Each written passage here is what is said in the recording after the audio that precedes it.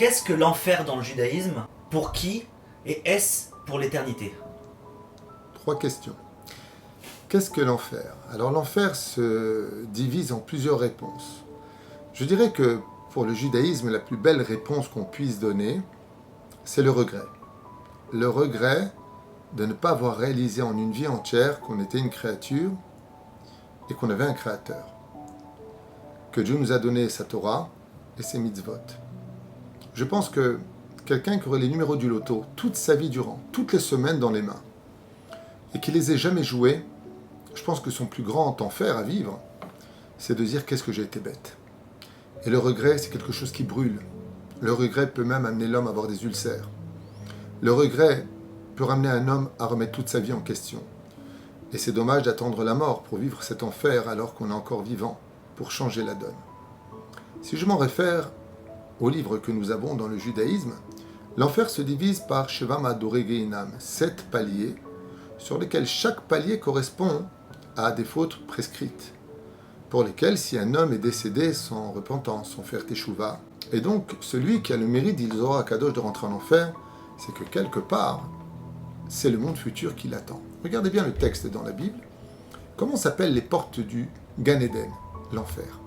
Dieu y plaça 2 chérubins avec des épées flamboyantes. Ce sont les portes de l'enfer. En général, quand on rentre en enfer, c'est qu'on va se soigner d'une certaine façon des écorces qu'on s'est mis sur nos yeux, sur nos oreilles, sur notre bouche, de mal avoir réagi dans ce monde, et donc on va se nettoyer. Ce qui fait que même l'enfer est considéré comme étant un bien, et non pas une catastrophe, parce qu'on va se nettoyer pour mériter. Est-ce que c'est douloureux? Oui. De quoi est composé l'enfer? Il y a marqué dans plusieurs de nos livres kabbalistiques, de serpents, de scorpions, de démons, terribles. Il y a des choses qui sont marquées terribles que je ne veux pas partager avec vous. C'est vraiment terrible. Et ces choses-là, mieux vaut ne pas les connaître, en espérant, Bezrat Hashem, comme l'enseigne le roi David, Gam ki elech begeit samavet lo irara kataim madi. Celui qui a été avec Dieu dans ce monde n'a rien à craindre de l'enfer, au contraire. Les tzadikim, les justes, quand ils descendent en enfer, c'est pour prendre avec eux toutes les âmes damnées qui, malheureusement, méritaient de descendre en enfer. Alors il y a plusieurs cas qui sont cités. Prenons le cas de Masechet Brachot, Bedaf Samech Aleph, Hamoud Aleph, duquel il est dit qu'un homme qui regarde les femmes, par exemple, dans le Talmud, même s'il a beaucoup de Torah, comme Moshe Rabbeinu, même s'il a beaucoup d'œuvres et d'actions à son insu, eh bien, ne sera pas nettoyé de descendre au Gehinam.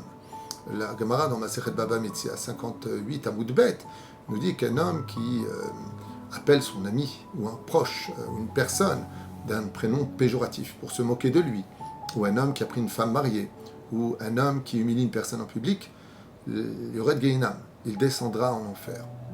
Alors, il y a des degrés différents pour ceux qui sont lachonara, ceux qui font de la médisance. Il y a toutes sortes de paliers que je ne souhaite à personne de connaître, parce que malgré tout, combien même c'est un bien-être pour en fin de compte être propre et mériter le monde futur, il n'en est pas moins que le Zohar Kadosh nous dit que les tzadikim, quand ils s'approchent des portes du Gehinam, ont les cheveux qui se dressent, tellement les hurlements de larmes se font ressentir de la douleur que font subir ces démons. Qui sont ces démons? Eh bien, ce sont rien d'autre que les fautes qu'on a créées soi-même. C'est pour cela que, si d'un côté c'est très facile de fauter, n'oublions pas que c'est très facile de réparer. Il suffit simplement de faire teshuva et de ne pas quitter ce monde, si ce n'est que dans la propreté de l'âme et du corps que Dieu nous a donné. Bezrat Hashem. Ceci étant, combien de temps on descend au Gehinam? Harash et Bareshaim, nous dit le Talmud, 12 mois. Mais de quoi est-ce que l'on parle? On parle de fautes ordinaires. Mais il y a des fautes pour lesquelles il est marqué noir sur blanc. Celui qui descend au 7e palier du Gehinam, lui, n'est pas prêt de remonter. C'est là-bas où se trouvent, selon le Zohar, tous les impies du peuple, des nations du monde, comme Nabuchodonosor, Titus, tous ces gens mécréants qui ont asservi le peuple d'Israël et tué parce qu'ils étaient juifs, descendraient là-bas, selon nos écrits. Maintenant, qui vivra verra. Ceci étant, le Gehinam est un endroit qui est rempli d'obscurité, de douleur, de remords. La Mishnah nous dit dans Masechet Avot, calcule bien combien vaut le péché que tu es en train de faire face au prix que tu auras payé pour le réparer. Je compare souvent cela à la nourriture. De manger un bon gâteau, ça prend 5 minutes pour quelques instants de plaisir. Pour le perdre, il faudra plusieurs jours de régime. C'est un petit peu ça le Gehinam.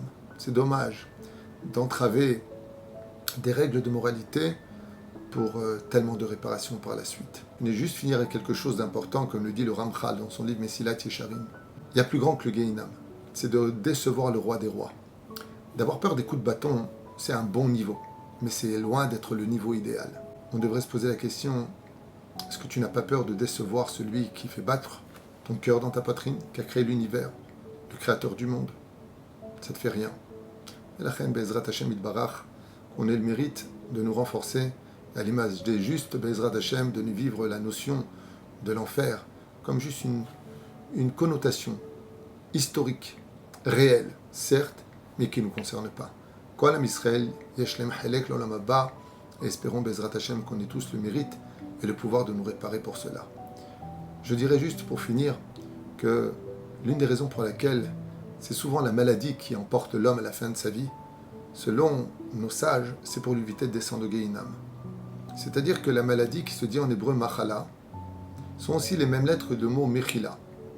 Pour casser l'orgueil de l'homme, Akadosh Baruch Hu, le créateur du monde, nous a envoyé la maladie pour nous préparer au départ, le temps de demander pardon, de nous remettre en question et de partir de ce monde avec une âme pure.